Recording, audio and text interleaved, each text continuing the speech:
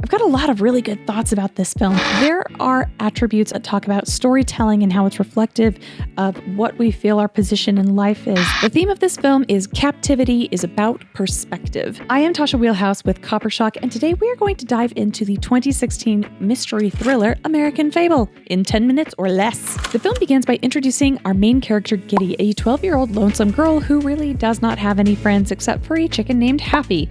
This is during the 1980s farm crisis when she is living in rural Iowa. This film kicks off hard when this young girl discovers a man locked away in an abandoned silo on her farm. The man begs Gitty, "Do not tell your dad that you know that I'm here or that we have spoken at all." Gitty then takes it upon herself to become the lifeline for this mystery man, and Gitty, not sure what to do as her father told her to never go near that silo, is then faced with a tough choice. Does she keep the man a secret because to her they're friends, or does she tell her dad that she went near the silo that he told her to not go anywhere near? Gitty asks her mother, should I keep a secret if it's for a friend? And her mother encourages her to do so. Gitty decides to keep her friendship with the confined man in the silo. However, it is disclosed during this phase of the film, a mystery woman approaches Gitty's family while they're at the county fair. This guy is apparently the sort of person that Gitty's father exactly warns her against. This man's career is something in the corporate world that has to do with these farm takeovers that are happening in the 1980s. The thing about this woman, though, she looks way out of place in rural Iowa.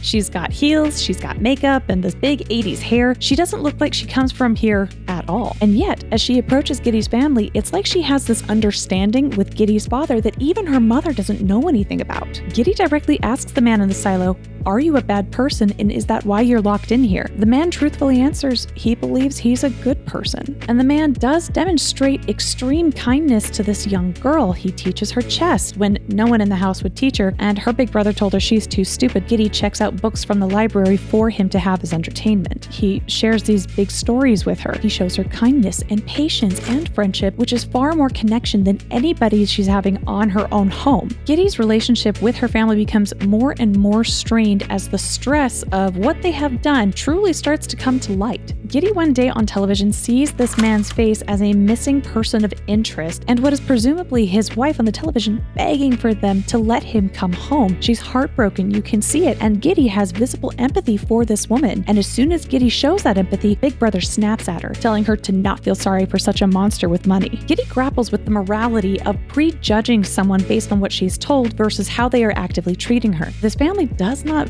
treat her very kindly. They're either passing her off as, "Oh, you're too young, you don't understand," or "You should be doing this," or worst, her brother tells her constantly how stupid she is and that she's this awful person and that he hates her. I don't know. He's not all there.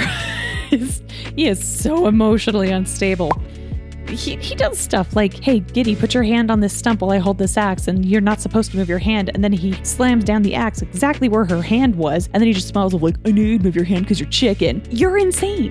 You are nuts. Anyway, the fact that I hate that character as much as I do is a good sign. It means the actor did a good job. The midpoint of the film, Gitty overhears a hushed conversation between her father, her mother, her big brother, and the mystery woman from the fair. They're talking about the man in the silo. Apparently, Gitty's father had agreed with this woman to house this man in captivity for money. And you can see how eager Gitty's big brother is in this scene to please this woman. He wants to be seen as an authority. He wants to be seen as a soldier who gets stuff done. As tensions are rising about this kidnapping because it's getting a lot more press coverage than any of them thought it would, he reassures the mystery woman, "Don't worry, I'll take care of it," implying that he will go as far as he deems it necessary to take care of it. Things turn up a notch in this film when Gitty is then caught approaching the silo by her big brother saying, "I'm gonna kill your pet chicken if you ever approach that silo ever again." Gitty, heartbroken but wanting to protect her pet chicken, doesn't go to the silo anymore. A few days pass and a storm happens that knocks down the phone lines. Gitty goes to the freezer to pull out a popsicle like normal, but she finds a finger wrapped in a kitchen towel. She freaks out, screams, tries to go call the police, but realizes the phone lines are dead, and then her brother catches her trying to call for help. She understands that this is clearly the finger of the man in the silo, and she goes to the silo and she says she's so sorry, that she's so hurt that he is hurt. Then the next evening, even though she's rocked by the brutality that her brother has clearly displayed, they sit down for dinner together, and as they're eating, he starts starts taunting her and saying, "Don't you love a Happy Meal?" And she spits out all the chicken in her mouth. Her brother killed her pet chicken and fed it to her at dinner before she realized what she was eating. And her parents, who witnessed this, were incensed at the brother until he outs her for saying, "Well, Gitty's been visiting the man in the silo for weeks in secret." Her whole family turns on Gitty and yells at her, "Did you tell the man in captivity our names?" Once she tells the family that yes, she has disclosed her name and her dad's name to her friend in the silo, they all break down into despair, except the brother. He's kind of celebrating it because this has progressed from a kidnapping, we're going to have to kill the guy in order to survive situation because he now knows them. To the best of their knowledge, they're pretty safe as long as the man A doesn't understand where he is and B doesn't know who he should follow up with the moment that they return him from his kidnapping. This same evening in the middle of the night, Gitty's mom, who has been pregnant, immediately goes into labor. So mom and dad leave to go to the hospital and Gitty sneaks out of the house to run to the silo with the farm axe, desperate to get the guy out because she knows her big brother is coming with the family shotgun. A local policewoman does come to the area during this intense scene. Gitty's big brother is more than willing to shoot. And with that, Gitty begins to lure away her brother to an abandoned nearby neighbor house, away from the guy in the silo. And as they are playing this cat and mouse game of going around these dark abandoned rooms, the brother mistakenly trips over an area that falls into this really deep pit, killing himself. The man in the silo, who only has one good hand because he's missing a finger, takes the axe and then one-handedly hits as many times as he can to break himself through the side door of the silo. And once he breaks free, it turns out Gitty's father has come home from the hospital to tell the kids about the good news of the new baby. To realize both of them are gone, he grabs the second shotgun after realizing the first is missing, confronts the man from the silo in the open field. Gitty then runs in between her father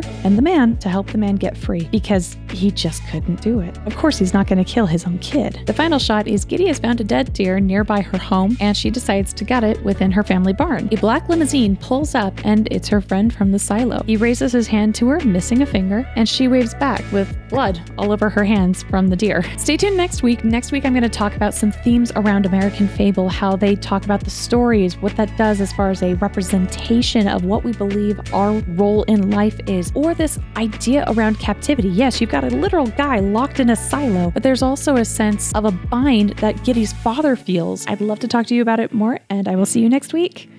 Please subscribe.